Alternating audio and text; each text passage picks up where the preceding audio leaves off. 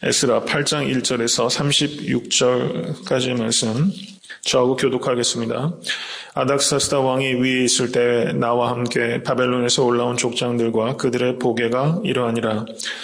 비나스의 자손 중에서는 게르솜이요, 이다말 자손 중에서는 다니엘이요, 다윗 자손 중에서는 핫두스요, 스가랴 자손 곧 바로스 자손 중에서는 스가랴니 그와 함께 족보에 기록된 남자가 150명이요, 반모압 자손 중에서는 스라히아의 아들 옐요호에네니 그와 함께한 남자가 200명이요, 스가냐 자손 중에서는 야하시엘의 아들이니 그와 함께한 남자가 300명이요, 아딘 자손 중에서는 요나단의 아들 에벳이니 그와 함께한 남자가 50명이요, 엘람 자손 중에서는 아달랴의 아들 여시아니 그와 함께한 남자가 70명이요, 스바디아 자손 중에서는 미갈의 아들 스바디아니 그와 함께한 남자가 80명이요, 요압 자손 중에서는 여이엘의 아들 오바디아니 그와 함께한 남자가 218명이요, 슬로민 자손 중에서는 요시비아의 아들이니 그와 함께한 남자가 160명이요,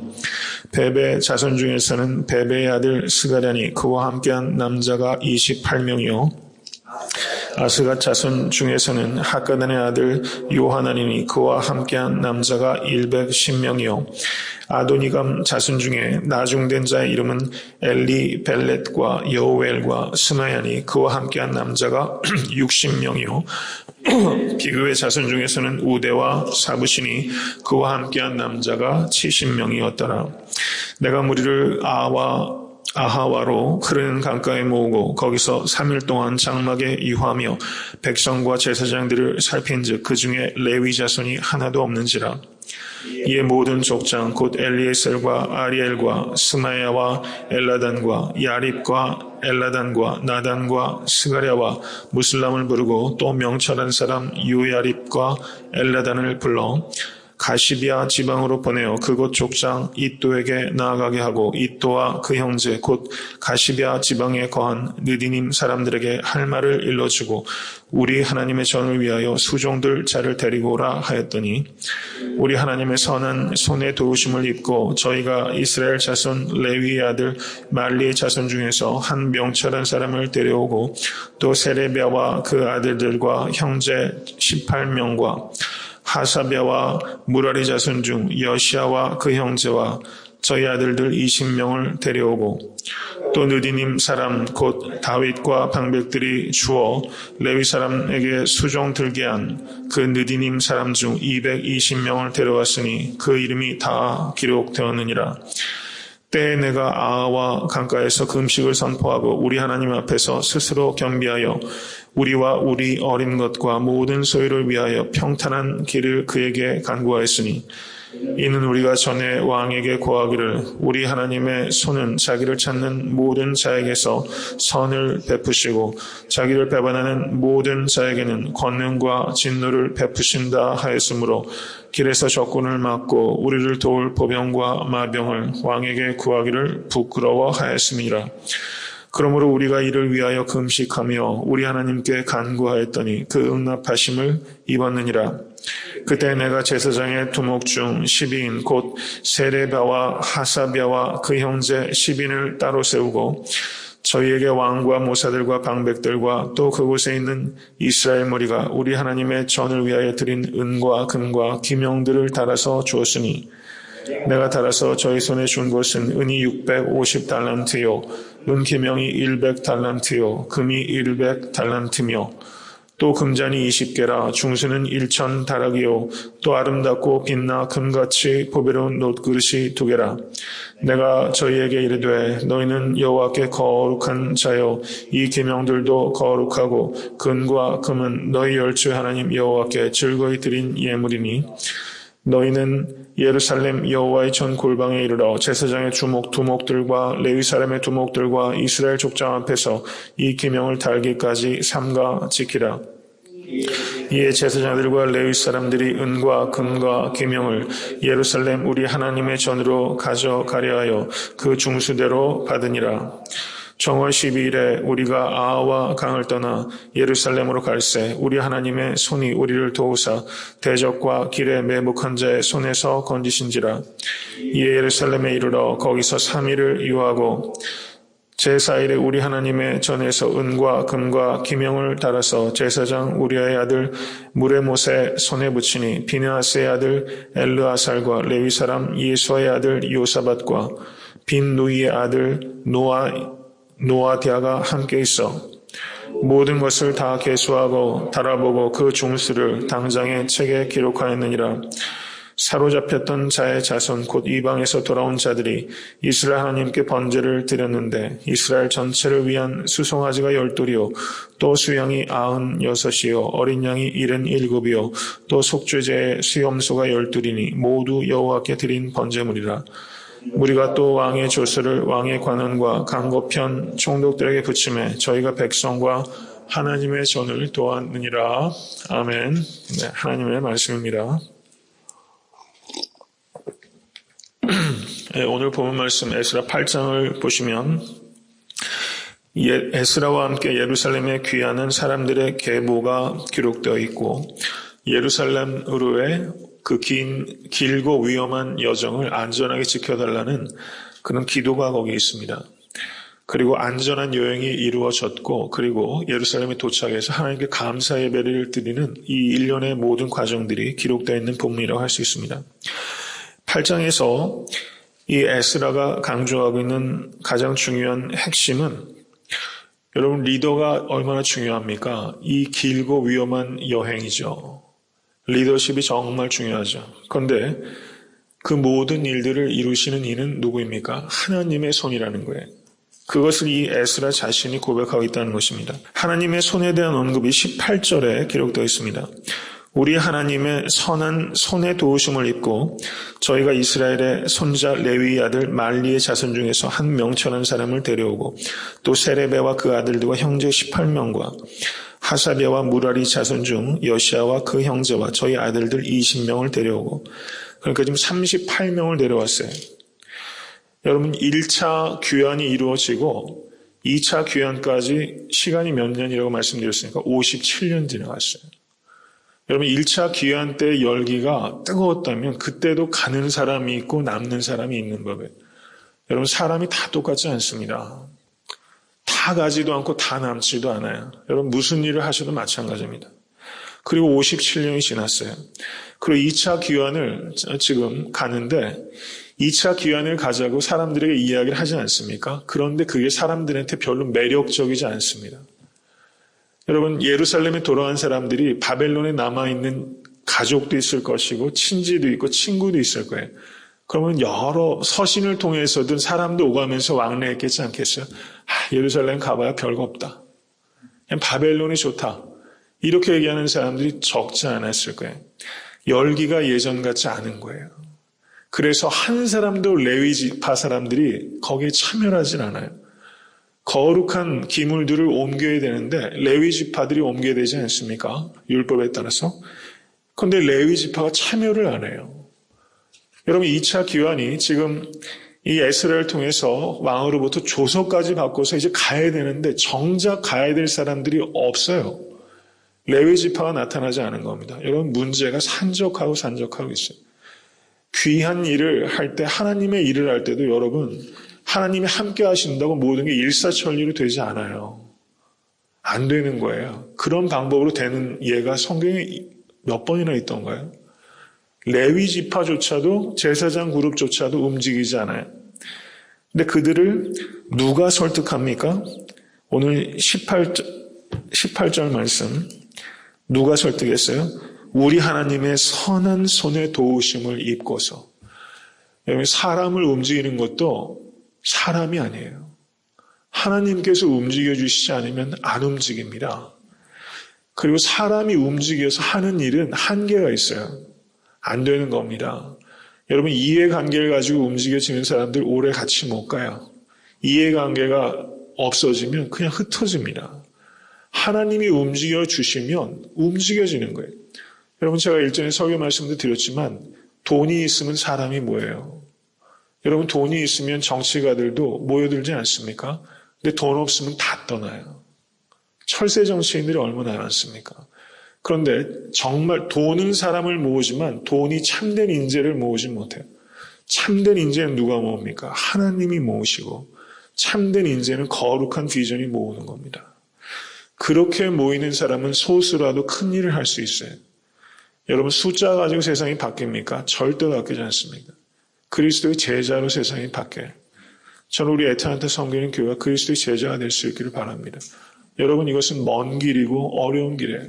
여러분, 그 길을 우리가 걸어가고 있는 것입니다. 모쪼록 새 힘을 얻으실 수 있게 간절히 바랍니다. 그리고 22절에도 보십시오. 22절.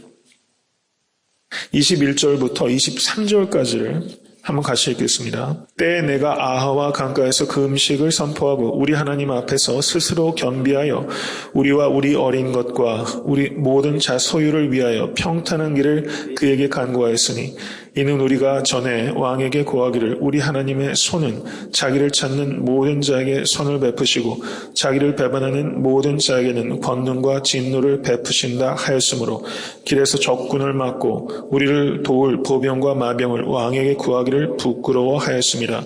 그러므로 우리가 이를 위하여 금식하며 우리 하나님께 간구하였더니 그 응낙하심을 입었느니라. 그리고 31절 보십시오. 31절 같이 읽습니다. 정월 12일에 우리가 아하와 강을 떠나 예루살렘으로 갈새 우리 하나님의 손이 우리를 도우사 대적과 길에 매복한 자의 손에서 건지신지라. 아멘. 기도를 했죠. 평탄한 길을 달라고 기도했어요. 그 기도가 응답된 것입니다. 누가 보호하셨어요? 하나님께서 보호하셨어요.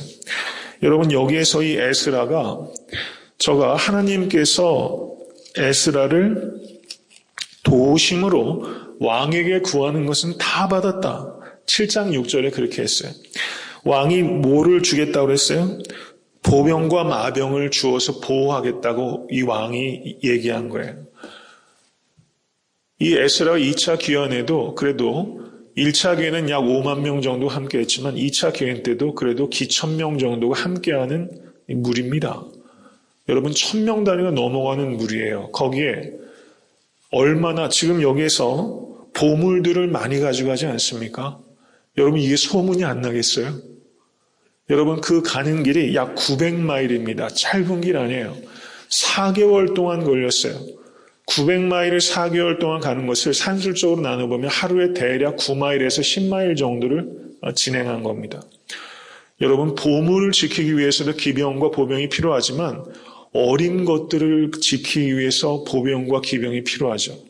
근데 에스라가 결단한 거예요. 기병과 보병을 사양한 겁니다. 만약에 여러분께서 에스라 입장에서 생각해 보세요. 기병과 보병을 사양한다는 게 가능키나 한 일입니까? 그리고 여러분께서 그 무리 가운데 리더 그룹의 한 사람을 생각해 보세요. 에스라가 기병과 보병을 사양하겠다. 준다고 할 때 냉큼 받을 일이지 그게 말이나 되냐고. 에스라의 리더십에 도전하는 사람이 있을 수도 있을 거라고 생각해요. 근데 에스라가 뭐라고 말합니까? 금식하여 기도하자. 스스로 겸비하자. 평탄한 길을 달라고 기도하자. 그리고 뭐라고 이야기해요? 우리 하나님의 손은 자기를 찾는 모든 자에게 선을 베푸시고 자기를 배반하는 모든 자에게는 권능과 진노를 베푸신다 하였으므로 길에서 적군을 막고 우리를 도울 보병과 마병을 왕에게 구하기를 부끄러워했다. 이렇게 말하고 있어요.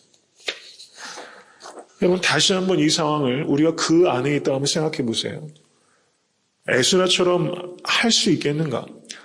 더 정직하게 물으면 에스라처럼 하는 게 옳은가? 기병과 보병을 거절하는 게 옳은가? 여러분, 이 대답이 쉽게 나오겠어요? 그리고 수천 명의 사람이 이것에 대해 일치하겠어요? 우리가 얼마나 생각할 수 있습니다. 아마 가겠다고 결단했던 사람 중에서 그럼 나 안 가. 이러고서 남아있는 사람들도 있을 수 있죠. 그 위험한 길 나는 그렇게 못 갑니다. 할 수도 있었을 거예요. 이 에스라가 이렇게 기병과 보병을 포기한 것이 영적인 분별력이 있는 것인가 아니면 영적 허세인가? 여러분, 교회에서 여러 가지 일들을 할 때도 기병과 보병을 포기하겠다고 했을 때 의견이 양분될 겁니다. 하나님의 방법이다 얘기하는 사람도 있을 것이고 한 사람들은 그거는 너무 지나치게 이성적이지 못한 비합리적이다. 그건 말이 안 된다. 이렇게 완전히 양분될 거예요. 아마 후자가 훨씬 많을 거라 생각합니다. 정말 어렵죠. 분별하기 어렵습니다. 그런데 그 뒤에 느헤미야를 통해서 3차 기환이 이루어집니다. 이게 참 성경이 얼마나 기묘한지 모르겠어요. 이 하나님의 지혜가. 느헤미야 2장 9절 한번 보십시오. 느헤미야 2장 9절. 역시 아닥사스다 왕 7년에 2차 기환이 이루어지고 13년 뒤인 아닥사스다 20년에 느헤미야의 기환이 이루어져요. 2장 9절 보십시오. 2장 8절부터 읽겠습니다. 또 왕의 삼림감독 아삽에게 조서를 내리사 저로 전에 속한 영문의 문과 성곽과 나의 거할 집을 위하여 들보 제목을 주게 하옵소서 하매 내 하나님이 선한 손이 나를 도우심으로 왕이 허락하고 군대 장관과 마병을 보내어 나와 함께 하시기로 내가 강서편에 있는 총독들에게 이르러 왕의 조서를 전하였더니 여기에도 하나님의 선한 손이 언급되어 있죠. 이 하나님의 손이 왕에게 임하였고 하나님의 선한 손 때문에 군대 장관과 마병과 함께 3차 기환이 이루어졌어요. 2차 기환에서 에스라는 기병과 보병을 포기했어요. 그거를 이야기하는 걸 부끄럽다 생각했어요. 근데 느헤미야는 하나님의 손으로 인해서 군대 장관과 군사들을 얻어서 안전하게 왔다 얘기했어요. 서로 완전히 상반되죠. 여러분 어떻게 생각하세요? 그럼 느헤미야는 세속적입니까? 이 사람은 육적인 사람이고 에스라는 영적인 사람이라서 이렇게 해요? 그렇지 않다는 거예요.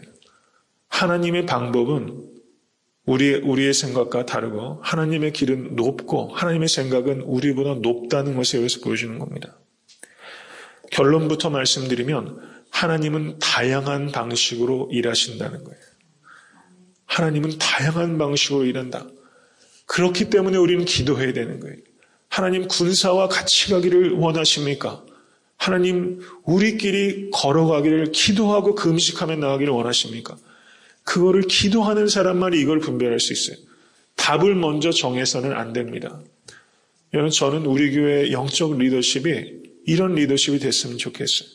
내 지식과 경험으로 미리 예단하고 판단하여 결정하는 것이 아니라 매 순간 동일한 문제에 대해서도 예전에는 A라는 방법을 쓰면 그게 워킹을 했어요.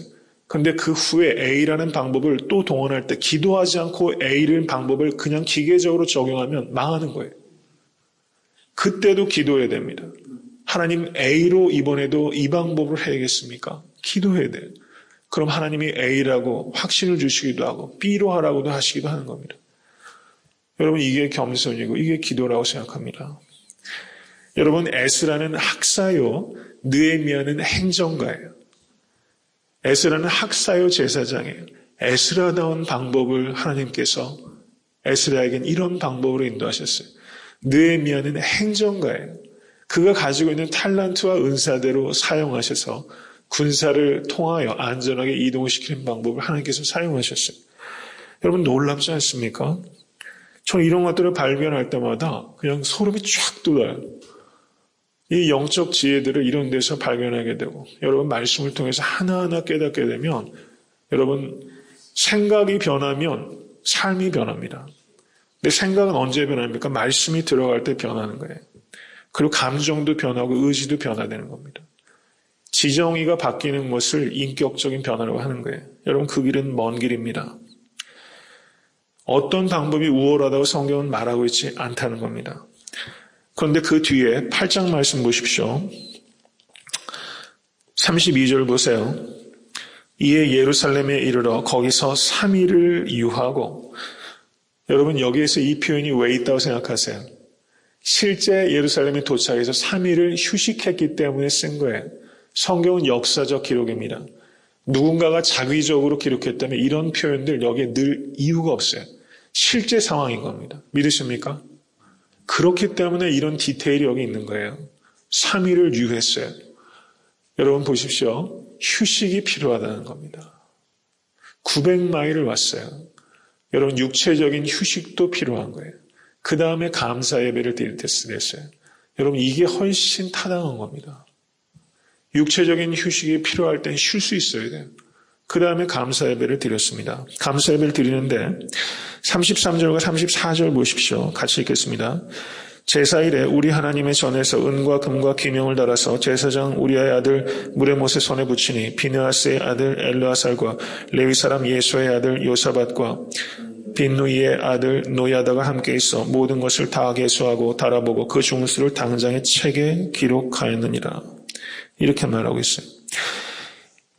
바벨론을 떠나기 전에 이것들을 다 달았어요.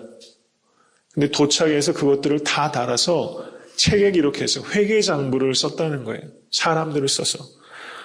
에스라는 소위 말해서 영적이기만 한 사람입니까? 영적이기만 하고 실제적이지 않은 사람인가? 그렇지 않다는 거예요. 에스라도 영적이고 느헤미야도 영적입니다. 둘 다 영적이에요. 그리고 둘 다 실제적인 겁니다. 에스라가 군사를 포기하고 금식하며 하나님만 의지하고 왔지만 그게 에스라가 공중에 붕 떠있는 사람이라는 걸 의미하는 게 아니에요. 에스라는 영적인 사람이요. 그리고 여기에서 철저하게 회계장부를 씀으로 인해서 에스라는 행정에도 능하고 굉장히 실제적인 사람이었다는 것을 여기서 말하고 있다는 거예요. 여러분, 이 가지 두 가지 조화가 우리에게 있어야만 된다는 것입니다. 어느 한쪽에 더 장점이 있을 수는 있지만 어느 한쪽만 있는 것은 이건 불균형이라는 것이죠. 여러분, 한 개인도 이래야 되고 교회 역시도 이래야 되는 것입니다. 영적이며 실제적이어야 돼요. 상식적이며 영적이어야 됩니다. 여러분, 이 두 가지를 같이 가야 되는 것입니다. 영적이라는 것은 상식을 뛰어넘는 것이지 상식을 무시하는 게 아닙니다.